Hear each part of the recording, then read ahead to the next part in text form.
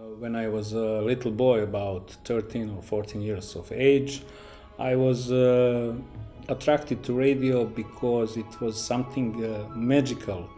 When you tell radio, you are thinking what is going on and how do they connect with each other. So I started to build some simple radio receivers, etc. And now, 40 years later, I'm still in that hobby. Yankee United 1, Foxtrot Juliet Kilowatt. Yankee United 1, Foxtrot Juliet Kilowatt. Thank you. Ciao, ciao. In 1999, in March, 24th of March, NATO started to bomb Yugoslavia.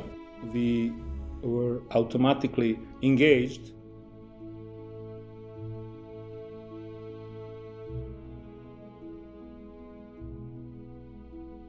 During these 78 days and nights, we were passing informations to help people to avoid casualties, to pass the information about wounded and other stuff.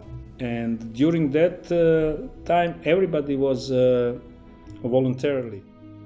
I was the main station, headquarters of the radio network, and they told me 2 planes, 5,000 meters going west. Or it was some explosion nearby and people need assistance.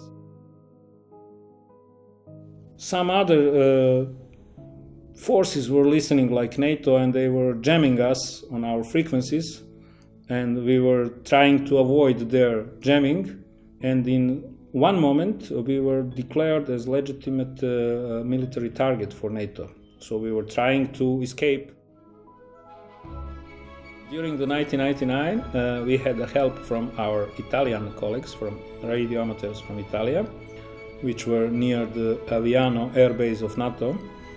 They were passing us information about takeoff of group of NATO fighters or bombers. So we had some little warning from them, and it was very useful, and we are thankful to their support.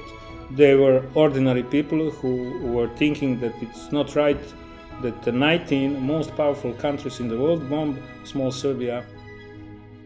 I didn't met those guys from Italia in person, but we were talking on the radio. Still talking these days? Even today.